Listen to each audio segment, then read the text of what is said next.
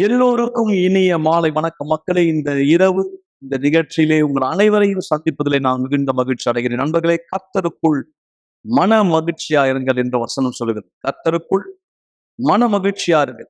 நீங்க ஒருவேளை கேட்கலாம், எனக்கு சந்தோஷமான ஒரு நிலைமையே இல்லையே, ஒவ்வொரு நாளும் என்னுடைய வாழ்க்கையில போராட்டங்கள், பிரச்சனைகள், சவால்கள், வேதனைகள், எப்படி நான் சந்தோஷமா இருப்பது? கண்டிப்பாய் ஆண்டவர் தாமே அவர் வார்த்தையில நமக்கு அறிவுறுத்தி இருக்கிறார். உலகத்தில் உங்களுக்கு உபத்திரவங்கள் உண்டு. உலகத்திலே உங்களுக்கு உபத்திரவங்கள் உண்டு. உலகம் பிரச்சனைகளால் சூழப்பட்டு, கண்டிப்பா நம்ம பிரச்சனைகளை தவிர்க்க முடியாது. பிரச்சனைகளை விட்டு ஓட முடியாது. ஆனால் வசனம் என்ன சொல்கிறது பாருங்க, கர்த்தருக்குள் மன மகிழ்ச்சியார். வெளியில உங்களுக்கு போராட்டங்கள் இருந்தாலும் கூட, வெளியிலே உங்களுக்கு சவால்கள் இருந்தாலும் கூட, தேவனுக்குள் உங்களுக்கு மகிழ்ச்சி உண்டு. அது உறுதி அளிக்கப்பட்டிருக்கிறது.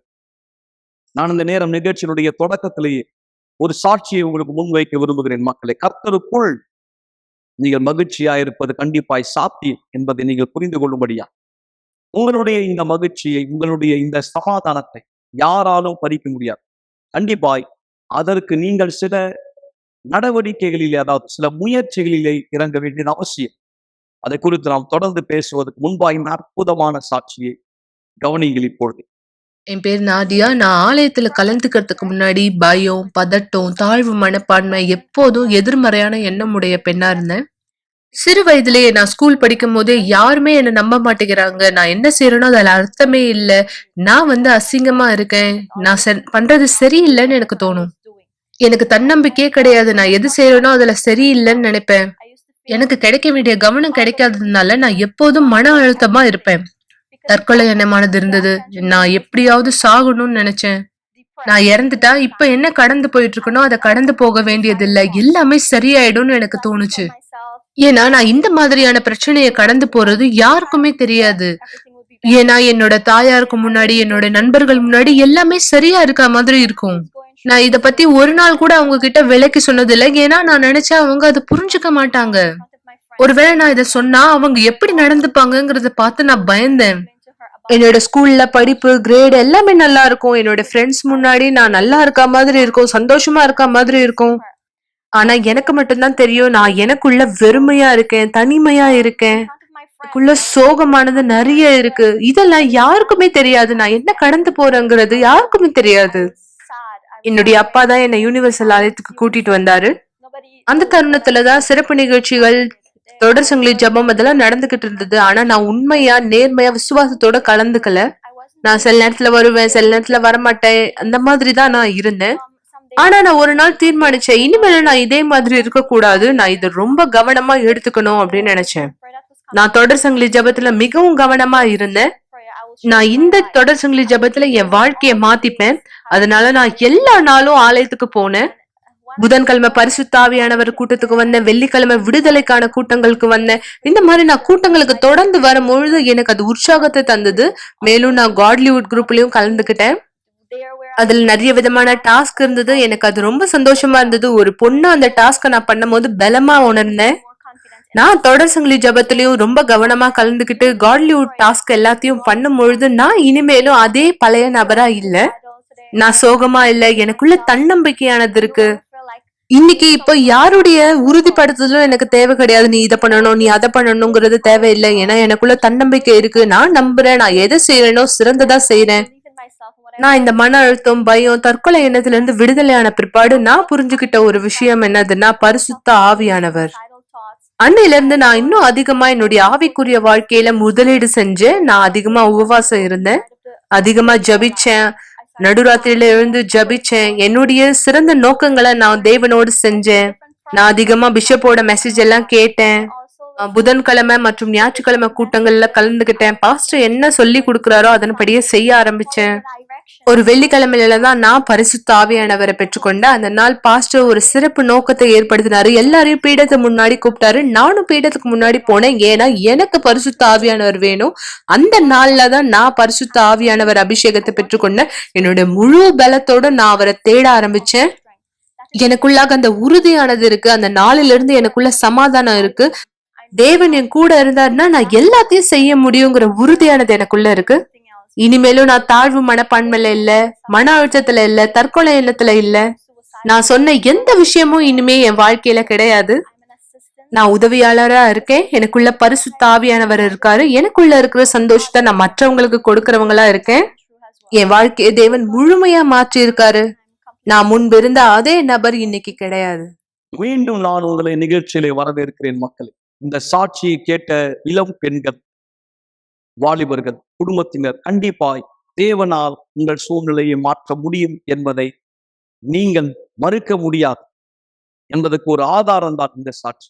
எனவேதான் நான் சொல்கிறேன், நீங்கள் எந்த இடத்திலே இருந்து எங்களை இந்த நிகழ்ச்சியிலே பார்த்து கொண்டிருந்தாலும் சரி, எந்த சூழ்நிலையிலே பார்த்து கொண்டிருந்தாலும் சரி, நீங்கள் நினைத்தால் எனக்கு சந்தோஷமான ஒரு சூழலே அமையாது, எனக்கு சமாதானம் என்பதே இருக்காது, என் வாழ்க்கை இதே போல்தான் யார் நினைக்கிறீங்களோ, உங்கள் தவறு, உங்களுடைய கருத்து மிக தவறான, உங்கள் மனப்பான்மை தான் தவறு. நம்புங்கள் நண்பர்களே, புரிந்து கொள்ளுங்கள். நீங்கள் ஆண்டவருக்கு செவி கொடுத்தால் அவர் சொல்லுகிறார், என் ஜனம் எனக்கு செவி கொடுத்தால் நலமா இருக்கும், நான் சீக்கிரத்தில் அவர்கள் எதிராளிகளை எல்லாம் தாழ்த்துவேன். நீங்கள் மட்டும் அவருக்கு செவி கொடுத்தால், நீங்க ஒருவிட கேட்கலாம், செவி கொடுக்கிறதுனா என்ன? நான் வெறும் அவருடைய வசனங்களை கேட்பதா? கண்டிப்பாய் இந்த நேரம் நீங்க யார் இந்த நிகழ்ச்சி மூலமாய் நான் சொல்வதை கேட்டுக்கொண்டிருக்கிறீங்களோ, நீங்கள் தேவனுக்கு செவி கொடுக்கிறீர்கள். ஆனால் இது செவி கொடுக்கிறீர்களுடைய முழுமை என்ன தெரியுமா? அதாவது நீங்க கேட்பதோடு நிறுத்துவது பாதிதான். ஆனால் நீங்கள் தேவனுக்கு செவி கொடுக்கிறீர்கள் என்பதன் முழுமை என்னவென்றால், கேட்ட பிரகாரமாய் நீங்கள் செயல்படுவது, நீங்க அதை கேட்ட முயற்சி எடுக்கும், அதற்கான காரியங்களை செய்யும். அதுதான் மக்கள் கற்றுக்கொண்டார்கள் இங்கே யூனிவர்சல் ஆலயத்தில். எனவேதான் ஆலயம் ஒவ்வொரு நாளும் திறந்து வைக்கப்பட்டிருக்கிறது. மக்கள் நீங்க என்ன செய்ய வேண்டும் என்று கற்றுக்கொள்ளுவோம். நீங்கள் அப்படி செயல்படும் போது வாழ்க்கை கண்டிப்பாய் மாற முடியும். உங்களுடைய வாழ்க்கை மாத்திரமல்ல, உங்கள் குடும்பத்தினர் வாழ்க்கையும் கூட, உங்களுடைய பிள்ளைகள் வாழ்க்கை, உங்களுடைய கணவர், உங்களுடைய மனைவி, சகோதரர், சகோதரி, குடும்பமாய் உங்கள் வாழ்க்கையிலே வித்தியாசம், உண்மை, சாத்தியம். நான் உங்களுக்கு சொல்லுகிறேன் மக்களே, உங்கள் குடும்பம் மாற முடியும், உங்களுடைய திருமண வாழ்க்கை புதுப்பிக்கப்பட முடியும், நீங்கள் இழந்த சமாதானத்தை மீண்டும் பெற முடியும், நீங்க இழந்த நிம்மதியை திரும்ப பெற முடியும். நீங்கள் இனி கடனிலே அழிக்கப்பட்ட அல்லது பண நெருக்கடியினால் தள்ளப்பட்ட ஒருத்தராக இருக்க வேண்டிய அவசியம் இல்லை. உங்கள் வாழ்க்கை சூழல் கண்டிப்பாய் மாற முடியும். அதை நான் உங்கள் நினைவுகளை நீங்கள் பதித்துக் கொள்ளும்படி விரும்புகிறேன். ஒருவேளை உங்களுடைய பிரச்சனை ஒரு வியாதி இல்லை, கடன் பிரச்சனையால நீங்க பாதிக்கப்பட்டிருக்கலாம், தீராத கடனால் பாதிக்கப்பட்டிருக்கலாம், வியாபாரம் சரிவை நோக்கி சென்று கொண்டிருக்கலாம். விசுவாசிங்கள், உங்கள் வாழ்க்கை மாற முடியும். நீங்கள் அவர் வார்த்தையை கேட்டு அதன்படி செய்ய தீர்மானித்தால் வாழ்க்கை மாற்றம் நிச்சயமாய் சாத்தியம். மக்கள், இந்த நேரம் இன்னொரு அற்புதமான சாட்சி உங்களுக்கு முன்வைக்க விரும்புகிறேன். நீங்கள் எங்களை தொடர்பு கொள்ள விரும்பினால் தயங்க வேண்டாம், உடனே எங்களை தொலைபேசியில் தொடர்பு கொள்ளுங்கள், வாட்ஸ்அப்ல செய்தி அனுப்புங்கள். உங்களுக்கு உதவ நாங்கள் இங்கே தயாரா இருக்கிறோம். ஒரு ஆலோசனையை, ஒரு விசுவாசத்தின் ஜபத்தை நீங்கள் பெற விரும்பினால் வரவேற்கப்படுகிறீர்கள். இந்த நேரம் அற்புதமான சாட்சியை கூர்ந்து கவனிங்க. என் வாழ்க்கையில இருந்த பொருளாதார பிரச்சனை காரணமாக எங்க வீட்டுக்குள்ளாக ஒவ்வொரு நாளும் வாக்குவாதங்கள் அதிகரிக்க ஆரம்பிச்சது. எங்களுக்குள்ளாக இருந்த விரக்தியினால நாங்க அதிகமா சண்டை போட ஆரம்பிச்சோம். ஏன்னா அந்த நேரம் எங்களுக்கு எந்த ஒரு வருமானமும் இல்லாம போயிடுச்சு. என்னுடைய கணவருக்கு அநேக நண்பர்கள் இருந்தாங்க. எனக்குள்ளாக இப்படிப்பட்ட யோசனை இருந்தது. என்னுடைய கணவர் தான் எங்களுடைய வீட்டுல ஒரே ஆண். அவர் மட்டும்தான் போராடுறார் எங்களுடைய எல்லாவற்றையும் சரிப்படுத்துவதற்கு, எங்களுக்காக கொடுப்பதற்கு. எங்களுடைய குழந்தைகள் சில விஷயங்கள் அவங்க கேட்கும் பொழுதோ, அவங்களுடைய தேவைகள் வரும்பொழுதோ அது சரிப்படுத்துவதற்கு நாங்க இருவருமே அதிகமா போராடுற நபரா இருந்தோம். என் பண வாழ்க்கை ரொம்ப மோசமா இருந்தது. எனக்கு சரியான வேலை இல்லை. சில நேரம் ஒரு நாளைக்கு வேலை, ஒரு வாரத்துக்கு ஒரு நாள் வேலை, ஒரு மாசத்துக்கு ஒரு நாள் வேலை. வர பணம் பார்த்தீங்கன்னா வெறும் சாப்பாட்டுக்கு தான் பத்தும். எதுவும் வாங்கணும்னா முடியாது. சில நேரம் மனைவி ஏதாவது கேட்பாங்க, என்னால் வாங்கி தர முடியாது. நாங்கள் காத்துட்டு இருக்கணும் யாராவது ஏதாவது செய்யறதுக்கோ இல்லை திரும்ப ஏதாவது வேலை கிடைக்கிறதுக்காக. இப்படிதான் எங்க வாழ்க்கை போயிட்டு இருந்தது. சில நேரம் எங்களுடைய குழந்தைகள் ஏதாவது பொருட்கள் கேட்கும் பொழுதோ, அவங்களுக்கு தேவையான சில விஷயங்கள் அவங்க கேட்கும் பொழுதோ நாங்க அதிகமா கடினப்பட்டு உழைக்க ஆரம்பிச்சோம். ஏன்னா எங்களுடைய குழந்தைகளுடைய வாழ்க்கைக்கு தேவையானது எல்லாவற்றையும் நாங்க தான் கொடுக்கணும். எனக்கு அது மிகவும் வலிக்கக்கூடியதா இருந்தது எனக்குள்ளாக. ஏன்னா எங்களுடைய குழந்தைகள் சில விஷயங்கள் அவங்களுக்கு தேவையானதை கேட்கிறாங்க, அதை கொடுக்க கூட நாங்க அதிகமா போராடிட்டு இருக்கோம். என்னுடைய திருமண வாழ்க்கைக்குள்ளாக எனக்கு மன அழுத்தமானது இருந்தது. என்னுடைய கணவரை நான் அதிகமா வெறுக்க ஆரம்பிச்சிட்டேன். எனக்கு கல்யாணம் ஆகி சில காலத்துல இது மாதிரி எனக்கு தோண ஆரம்பிச்சது. காரணம், என்னுடைய கணவர் என்னுடைய குழந்தையை பார்த்துக்கிறார், இவர் எல்லாவற்றையும் எனக்கு கொடுக்கிறார். இப்படிப்பட்ட யோசனைகள் எனக்குள்ளாக இல்லாம ஒரு விரக்தியும் ஒரு மன அழுத்தமும் எனக்குள்ளாக உண்டாக ஆரம்பிச்சது. எனக்குள்ளாக சில யோசனைகள் இருந்தது. எப்படியாவது இந்த வீட்டை விட்டு வெளியே போயிடணும், எப்போவாவது இந்த வீட்டை விட்டு நடந்து எங்கேயாவது தூரமா போயிடணும் அப்படின்னு எனக்குள்ளாக யோசனை இருந்துட்டே இருந்தது. இது எல்லாத்துக்கும் என்ன காரணம் அப்படின்னு பார்த்தா பணம் இல்லை, வருமானம் கிடையாது. என் மனைவி வந்து வீட்டை விட்டு போகிற நிலைமை இல்லை, என் கூட சண்டை போடுற நிலைமை எல்லாமே எதுக்காகனா அவங்க ஏதாவது வேணும்னா வாங்க முடியாது, வீட்டில் எதுவுமே இருக்காது சாப்பிட்றதுக்கு. ஏன்னா பண வாழ்க்கை சரியில்லாமல் ஒரு நாள் இருக்குது. என் கணவருடைய சகோதரி அவங்க ஆலயத்தை குறித்து என்னிடத்துல சொன்னாங்க. என் ஆலயத்துக்கு வரும்படி அவங்க அழைத்தாங்க. என்னுடைய கணவரோடு என்னால் ஆலயத்துக்கு போக முடியல. ஏன்னா நாங்க வித்தியாசமான ஒரு பின்னலையை சார்ந்த நபராக இருந்தோம். என்னுடைய கணவர் எப்பவுமே சொல்லுவார், நம்ம இதுல மட்டும் தான் இருக்கணும் அப்படின்னு சொல்லி. எனவே என்னால எந்த இடத்துக்கும் போக முடியல. என் கணவருடைய சகோதரி ஆலயத்துடைய காரியங்களை குறித்து எனக்கு சொன்னாங்க. ஆலயத்துல என்னால உதவி பெற்றுக்கொள்ள முடியும் அப்படின்றத அவங்க எனக்கு உறுதியா சொன்னாங்க. ஒரு நாள் நானும் என்னுடைய கணவருடைய சகோதரியுமே அவருக்கு தெரிந்தது போலவே அவரிடத்துல சொல்லிட்டு நான் ஆலயத்துக்கு போக ஆரம்பிச்சேன். ஒரு நாள் புதன்கிழமை கூட்டத்துக்கு நான் ஆலயத்துக்கு போனேன். நான் ஆலயத்துக்குள்ள தேவனுடைய பிரசனத்தை உணர்ந்தேன். நான் அந்த இடத்துல கொஞ்சம் சௌகரியமா உணர்ந்தேன். நான் ஆலயத்துக்கு போகிறேன் ஏன்னா என் வாழ்க்கையில முழுமையான ஒரு மாற்றம் தேவை. என்னுடைய தனிப்பட்ட வாழ்க்கையில எனக்கான மாற்றம் தேவையா இருந்தது. என்னுடைய திருமண வாழ்க்கையா இருக்கட்டும், என்னுடைய பிள்ளைகளுடைய வாழ்க்கை, என்னுடைய பொருளாதார வாழ்க்கை, என்னுடைய குடும்ப வாழ்க்கை எல்லாவற்றிலுமே எனக்கு உதவிகள் தேவைப்பட்டது. எனவே ஒரு நாள் நான் தீர்மானம் எடுத்தேன், இந்த ஆலயத்துக்கு நான் தொடர்ந்து போக போறேன். எந்த பிரச்சனைகள் வந்தாலும் சரி, நான் தொடர்ந்து ஆலயத்துல இருக்க போறேன். பிற்பாடு என்னுடைய கணவரும் ஒத்துக்கிட்டார் அவர் ஆலயத்துக்கு வரும்படி. ஆனா அவர் ஆலயத்துக்கு வரும்போது என்ன வெட்கப்படுத்தும்படி சரியாக துணி உடுத்த மாட்டார். அவருடைய தலைமுடி எல்லாம் வந்து அவர் கலைச்சிட்டு வருவார். அவர் நினைச்சாரு நான் வந்து வெட்கப்படுவேன், அதனால ஆலயத்துக்கு போறதை நான் நிறுத்திடுவேன். அவள் அன்று ஆலயத்துக்கு செல்ல தீர்மானித்திருந்த முழு நேரம் நான் அவளோடு சண்டை போட்டுக் கொண்டிருந்தேன். நான் அழுக்கு துணி எடுத்து வாரம் முழுவதும் வேலை செய்ய வைத்திருந்த அழுக்கு துணி எடுத்து நான் போட்டுக்கொண்டேன். நான் நினைத்தேன் இந்த துணியை நான் போடும்போது அவள் ஆலயத்துக்கு செல்ல மாட்டார் என்று. ஆனால் அவள் வாகனத்தை பிடித்து ஆலயத்துக்கு சென்றால் நானும் அவளோடு கூட சென்றேன். ஆனால் ஆலயத்தில் கூட்டம் முழுவதும் போதக பிரசங்கிக்கும் பொழுது நான் அவளோடு சண்டையிட்டுக் கொண்டே இருந்தேன். வழிபாடு முழுவதிலும் வீட்டுக்கு வந்த பிற்பாடும் கூட அவளோடு கூட நான் அந்த வாரம் முழுவதும் சண்டையிட்டேன். காரணம் அவள் ஆலயத்துக்கு செல்வதனால். வீட்டில் நான் பாட்டில்களை உடைப்பேன். இப்படி நான் சண்டை போடுவேன் அவள் ஆலயத்துக்கு செல்வதனால். பிற்பாடு போதகர் எங்களுக்கு ஆலோசனை கொடுத்தார். அவர் எங்களுக்கு கற்றுக் கொடுத்தார், நீங்க எப்படி விசுவாசத்தை அதிகமா பயன்படுத்தணும் உங்களுடைய வாழ்க்கையை மாற்றுவதற்கு. ஆலயத்துடைய விஷயங்கள்லாம் அதிகமா நாங்க கத்துக்க ஆரம்பிச்சோம். பிற்பாடு நாங்க அதுக்கு அதிகமா கவனம் கொடுக்க ஆரம்பிச்சோம். நாங்க எந்த நாள் கவனம் கொடுக்க ஆரம்பிச்சோமோ அந்த நாள் துவங்கி நாங்க பார்க்க ஆரம்பிச்சோம் வித்தியாசமான ஒரு வாழ்க்கை. என்னுடைய வாழ்க்கைக்குள்ளாக வருகிற பிரச்சனைகளை நாங்க வித்தியாசமா சந்திக்க ஆரம்பிச்சோம். நாங்க ஆலயத்துல பார்க்க ஆரம்பிச்சோம். மக்கள் அவங்களுடைய சாட்சியை பதிவிட ஆரம்பிச்சாங்க. அவங்களுடைய பொருளாதார வாழ்க்கை, அவங்களுடைய திருமண வாழ்க்கை எப்படி மாற துவங்கியதுன்னு அவங்க தொடர்ந்து சாட்சிகளை கொடுக்க ஆரம்பிச்சாங்க. நாங்கள் ஞானஸ்நானம் எடுக்க தொடங்கினோம். பிற்பாடு குடியை நிறுத்தினோம், புகைப்பிடிப்பதை நிறுத்தினோம். தொடர் சங்கிலி ஜெபங்களிலே தொடர்ந்து கலந்து கொள்ள ஆரம்பித்தோம். தொடர்ந்து அதன் மூலமாக ஆலயத்துக்கு சென்று தொடர் சங்கிலி ஜெபத்து மூலம் கற்றுக்கொண்டோம். திருமண வாழ்க்கையிலே மாற்றம் ஏற்படுவதை பார்த்தோம். இனிமேல் எங்களுக்குள்ளே சண்டைகள் இல்லை. நாங்கள் அப்படியே ஒரு ஒப்பந்தம் பண்ணி கொண்டோம். நாங்கள் சண்டை போடுவதில்லை, வாக்குவாதத்தில் ஈடுபடுவதில்லை. பிரச்சனை வந்தால் எப்படி ஒருத்தரோடு ஒருத்தர் பேசி சரிபடுத்திக் கொள்வது சுமூகமா. எங்களுக்கு இப்போது சமாதானம் உண்டு. இப்போ என்னுடைய குடும்பத்தார் மாற்றப்பட்டிருக்காங்க. நாங்க 2 பேரும் சந்தோஷமா இருக்கோம். எங்களுடைய திருமண வாழ்க்கை இப்போ ஆசீர்வாதமா இருக்கு. இப்போ நாங்க இருவருமே ஒற்றுமையா இருக்கோம். என்னுடைய குழந்தைகள் இந்த நேரம் சந்தோஷமா இருக்காங்க. இப்போ நாங்க அனைவருமே தேவனுக்கு ஊழியம் செய்யறோம். நானும் என்னுடைய கணவரும் தேவனுக்கு ஊழியம் செய்ய ஆரம்பிச்சிட்டோம். என்னுடைய குழந்தைகள் தேவனுடைய பிரசனத்துக்குள்ளாக இருக்காங்க. தேவன் என் குடும்பத்தை ஆஸ்வதிச்சிருக்கார். அதே போல தேவன் என்னுடைய பொருளாதார தேவைகளிலும் என்னை ஆஸ்வதிச்சிருக்கார். முன்பு ஏதாவது வாங்கணும்னு சொல்லும் போது எங்க இடத்துல பணம் இருக்காது, அதுக்கான வசதி இருக்காது. ஆனால் இப்பொழுது தேவன் எங்களுக்கு பண வாழ்க்கை ஆஸ்வதிச்சிருக்கார். எனக்கு ஒரு சொந்த வியாபாரம் கூட தேவன் கொடுத்திருக்கார். இன்னொரு வியாபாரத்தை நான் தொடங்கி இருக்கிறேன். தேவன் இன்னொன்னு கொடுத்து என்ன ஆஸ்வதிச்சிருக்கார். 2 வாகனங்கள் நான் வாங்கியிருக்கிறேன். என் குடும்பம் முழுவதும் தங்க எனக்கு ஒரு சரியான வீடு இல்லை. அது மிக சிறிய வீடாக இருந்தது. என் விசுவாசத்தை உபயோகப்படுத்தினேன். அதன் மூலமா என் குடும்பத்துக்காய் கர்த்தரை உனக்கு ஒரு வீடு வாங்கும்படி என்னை ஆசீர்வதிச்சார். தேவனின் பண வாழ்க்கை ஆசீர்வதிச்சிருக்கார். எந்த பணத்தட்டுப்பாடோ குறைவோ இல்லை. எதெல்லாம் நாங்கள் விரும்புகிறோமோ அதை எல்லாவற்றையும் வாங்கக்கூடிய நிலைமை தேவன் கொடுத்திருக்கிறார். இப்போ என்னுடைய குடும்பத்தார் முழுமையாக ஆசீர்வதிக்கப்பட்டிருக்காங்க. இப்போ எங்களுடைய வாழ்க்கையில் எதுவெல்லாம் எங்களுக்கு முன்பாக தேவையா இருந்ததோ இது எல்லாமே இப்போ முழுமையாக்கப்பட்டிருக்கு.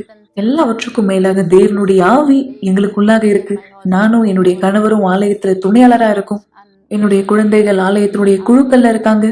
நாங்க அனைவருமே ஆலயத்துக்குள்ளாக சுறுசுறுப்பா இருப்போம். நாங்க இந்த நேரம் உதவி செய்யறோம் மக்களை தேவனிடத்துல கொண்டு வருவதற்காக. யாரெல்லாம் எங்களை போல கடினமான சூழ்நிலைகள் இல்லை எங்களை விட மோசமா கடந்து போறாங்களோ அவங்களுக்கு உதவி செய்யும்படி நாங்க இந்த இடத்துல எங்களுடைய தீர்மானத்தை எடுத்திருக்கோம். நாங்க தொடர்ந்து எங்களுடைய சிறந்த முயற்சி எடுக்கிறோம். தேவன் மக்களுக்கு என்ன செய்ய முடியும் என்பதை மக்கள் இடத்துல கொண்டு சேர்ப்பதற்காக. மீண்டும் நான் உங்களை இந்த நிகழ்ச்சியிலே வரவேற்கிறேன். மக்கள், இந்த தொடர் சாட்சிகளுக்கான காரணம் ஆண்டவர் இன்னும் செயல்படுகிறார் என்பதனுடைய ஆதாரம் தான். அவர் உங்களை ஒருபோதும் தனியே விடவில்லை. நீங்கள் தனியே இல்லை. உடல் ரீதியா ஒருவேளை நீங்க தனிமையா இருக்கலாம் உங்க வீட்டுல அல்லது மருத்துவமனையிலே, ஏன் ஒரு சிறைச்சாலைக்குள்ள. ஆனால் ஆவிக்குரிய விதத்துல நீங்க தனியே இல்லை மக்களே. தேவன் ஆமையாத்த இடத்துல இருக்கிறார். எங்க இருந்து நீங்க இந்த நேர நிகழ்ச்சியை பார்த்து கொண்டு இருக்கிறீங்களோ, நான் உங்களுக்கு சொல்லுகிறேன், அந்த இடத்தில் தானே தேவன் அங்கே இருக்கிறார். உதவி செய்யும். நீங்கள் செய்ய வேண்டியது எல்லாம் அவர் வார்த்தைக்கு செவி கொடுங்கள். எனவேதான் இந்த ஞாயிற்றுக்கிழமை நான் உங்களை விசேஷமாய் வரவேற்கிறேன். காலை 9:30 மணி. நீங்கள் எங்கள் சிறப்பு விருந்தினர். அதனுடைய ஒரு அழைப்பு தான் இந்த நேரம் நான் உங்களுக்கு முன்வைக்க விரும்புகிறேன். என்ன கஷ்டம் உங்களுக்கு இருந்தாலும் சரி, என்ன பிரச்சனை உங்களுக்கு இருந்தாலும் சரி, இது உங்களுக்கான இடம். உங்களுடைய கண்ணீர்கள் துடைக்கப்பட முடியும், உங்கள் கவலைகள் நிறுத்தப்பட முடியும், உங்கள் வாழ்க்கை மாற முடியும். யாராவது உங்களுக்கு சொல்லியிருந்தால் உன் வாழ்க்கை ஒருபொழுது மாறாது, நீ இப்படிதான் இருக்கிற, இப்படிதான் நீ இறக்க போற, இப்படிதான் உன் வாழ்க்கை இருக்க போகுது, யாராவது உங்களுக்கு சொல்லியிருந்தால் நான் உங்களுக்கு சொல்கிறேன், உங்கள் வாழ்க்கை கண்டிப்பாய் மாற முடியும். இதோ உங்களுக்கான ஒரு சிறப்பு அழைப்பு. ஆலயத்தினுடைய வாசலில் இருந்து நான் விசேஷமாய் உங்களுக்கு இந்த அழைப்பை கொடுக்கிறேன். வணக்கம் மக்களே. மிக சரியாய் இந்த நேரம் அண்ணா சாலை 1000 விளக்கு பக்தியில் அமைத்துள்ள நம்முடைய யூனிவர்சல் ஆலயத்திய தலைமை சபையிலே நான் நின்று கொண்டிருக்கிறேன். நீங்கள் இங்கே திரையில பார்ப்பதை போல நீங்கள் யார் மன அழுத்தம், பதற்றம், ஆரோக்கிய பிரச்சனைகள், தற்போத எண்ணங்கள், மேலும் உறவுகளிட பிரச்சனை, துரதிருஷ்டங்கள், சாபங்களினால் பாதிக்கப்படுதல், ஆவிக்குரிய தாக்குதல்கள், உடல் வலி, பொருளாதார பிரச்சனைகள், புகைப்பிடித்தல், கெட்ட பழக்கங்கள், அழிக்கப்பட்ட திருமண வாழ்க்கை, தீர்க்க முடியாத வியாதிகள், சுவாசத்தை இழந்து கொண்டிருக்கிறீர்கள், கடன் பிரச்சனையால் பாதிக்கப்படுகிறீர்கள், வாழ்க்கையிலே சுழல்கிறீர்கள், பயத்தினால் தாக்கப்பட்டிருக்கிறீர்கள், கெட்ட கனவினால் ஒவ்வொரு பொருத்தப்பட்டு கொண்டிருக்கிறீர்கள், மேலும் மற்ற பிரச்சனைகளை யார் இந்த படத்தில் செல்கிறீர்களோ நான் உங்களுக்கு ஒரு சிறப்பு அழைப்பு கொடுக்கிறேன். நீங்கள் யாரா இருந்தாலும், எந்த நம்பிக்கையை சேர்ந்தவராக இருந்தாலும், எந்த இடத்தை சேர்ந்தவராக இருந்தாலும், இதன் உங்களுக்கான இடம். நான் நம்புகிறேன் உங்களுடைய கவலைகள் நிறுத்தப்படும்படியாய், உங்களுடைய கவலைகள் நிறுத்தப்படும்படியாய் இது உங்களுக்கான இடம். நீங்கள் என்னுடைய சிறப்பு விருந்தினர், முற்றிலும் இலவசமாய் உங்களுடைய உறவினர், உங்களுடைய நண்பர்கள், அக்கம் பக்கத்தினர் யாரெல்லாம் பிரச்சனையோ நீங்கள் வரவேற்கப்படுகிறீர்கள். விசேஷமாய் உங்களுக்கான இடம். உங்கள் கவலைகள் நிறுத்தப்படும்படியாய் நாங்கள் உங்களுக்காக இங்கே காத்திருக்கிறோம். எல்லாவற்றுக்கும் மேலாய் ஆண்டவர் தாமே இருக்கிறார். உங்களுக்காக உதவியின் தர தீட்டும்படியாய் மறந்து விடாது. இந்த கவலைகள் நிறுத்தப்பட முடியும். நீங்கள் அந்த பிரச்சனையால் தொடர்ந்து பாதிக்கப்பட வேண்டிய அவசியம் இல்லை. தேவன் அனைவரை ஆசிரியப்பாராய்.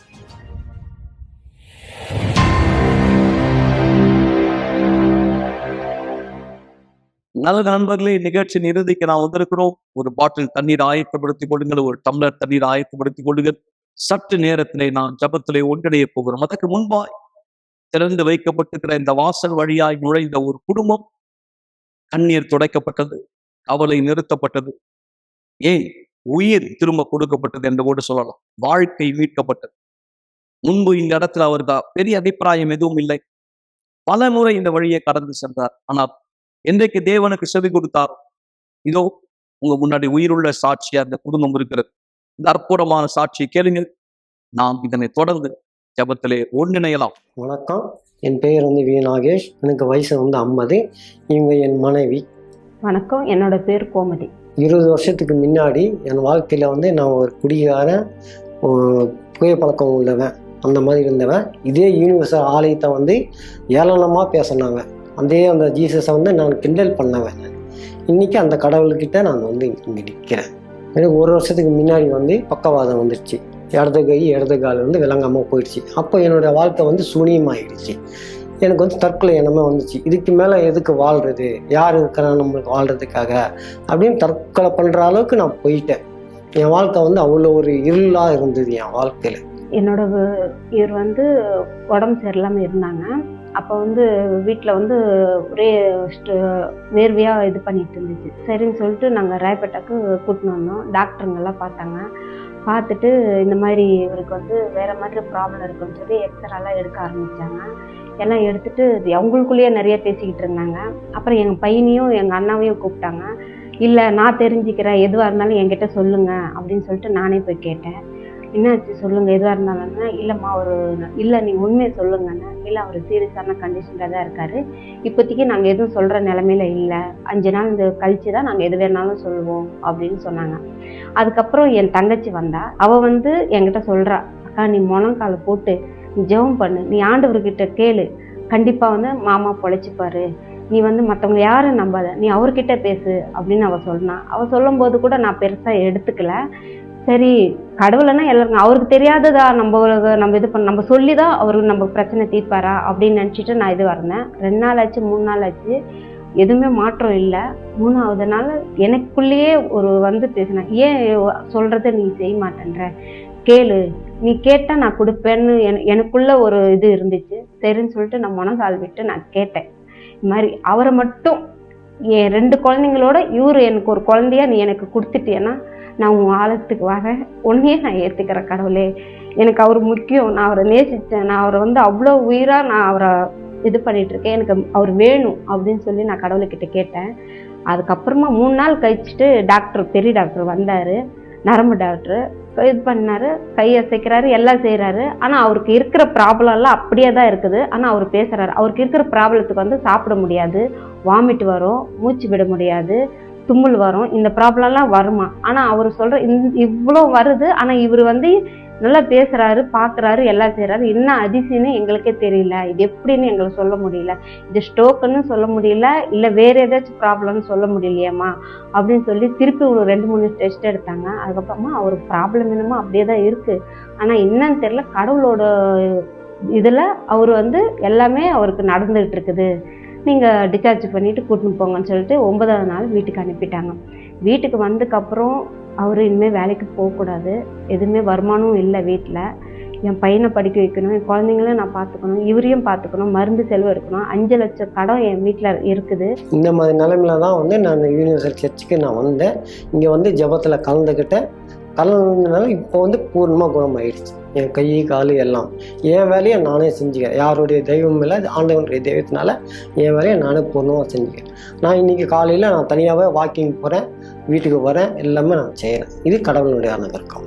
இன்றைக்கி என் கணவர் வந்து குணமாயிட்டாரு, நல்லபடியாக இருக்காங்க. ஆனால் இருந்தாலும் என் குடும்பத்துக்கு வந்து வருமானன்றது எதுவும் இல்லை.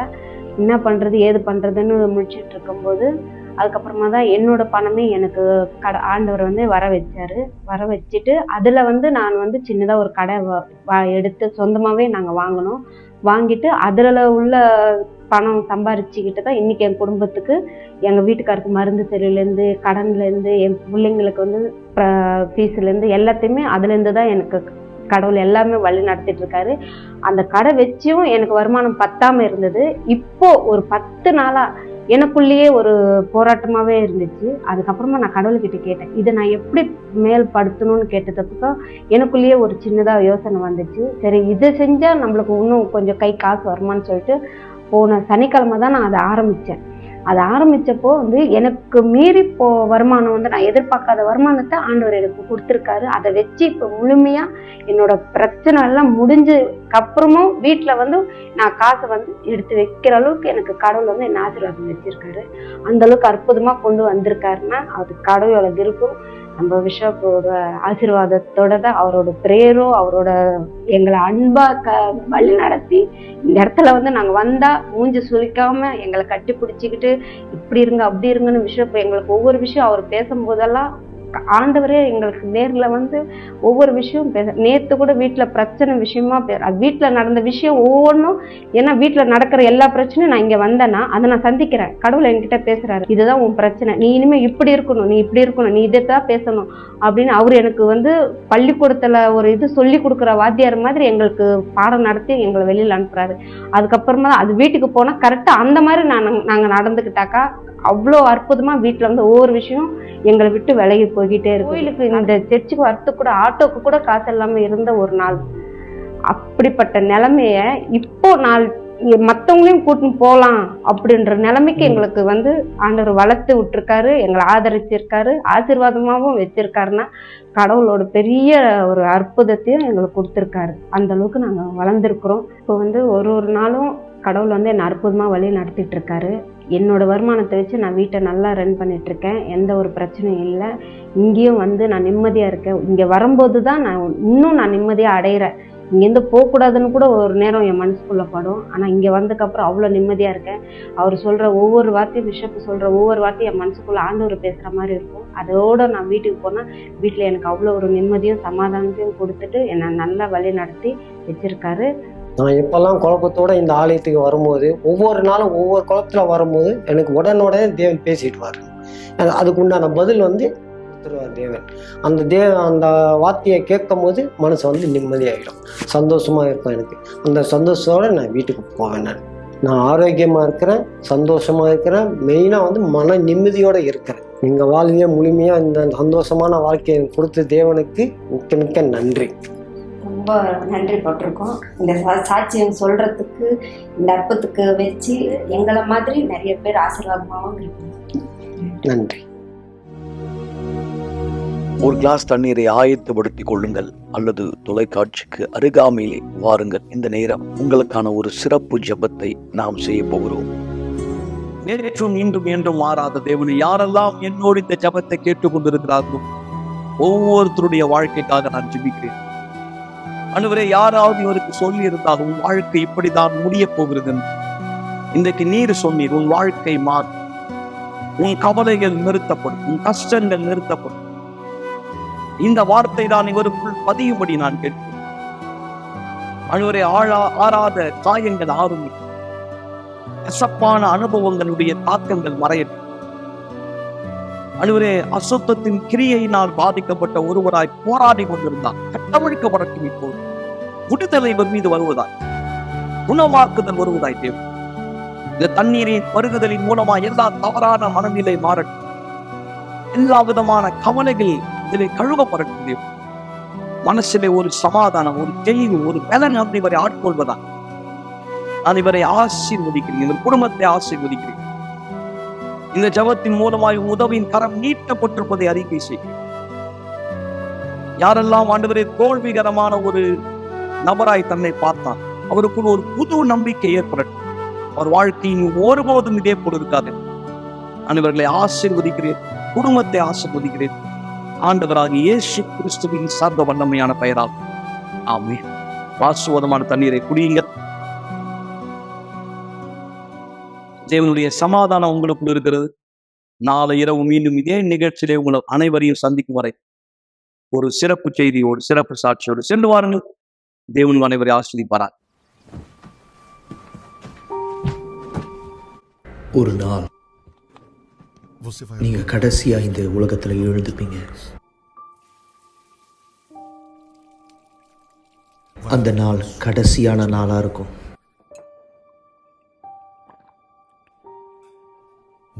கடைசியா ஒரு முறை நீங்க காலை உணவை சாப்பிடுவீங்க.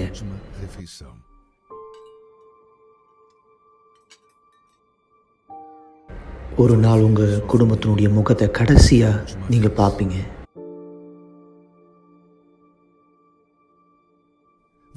உங்களுடைய கடைசியான வார்த்தையை சொல்லுவீங்க. உங்களுடைய கண்கள் கடைசியா ஒரு முறை சிமிட்டும்.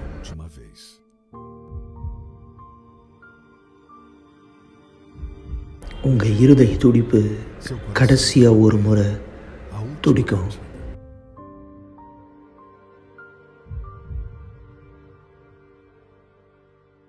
நீங்க கடைசியா ஒரு முறை மூச்சை இழுத்து விடுவீங்க.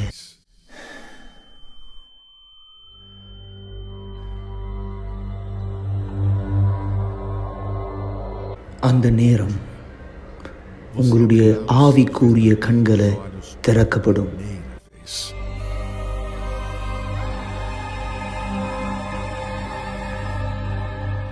அந்த நேரத்தில் நீங்க புரிஞ்சுப்பீங்க எந்த அளவுக்கு உங்களுடைய ஆத்மா உண்மையானது அப்படின்னு.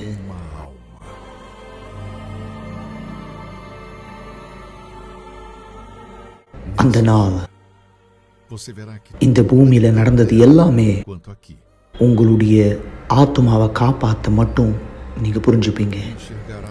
கடைசியா ஒரு முறை நீங்க அதை பார்க்குற நேரம் உங்க ஆத்மாவை வந்து கொண்டு போறது யாரு?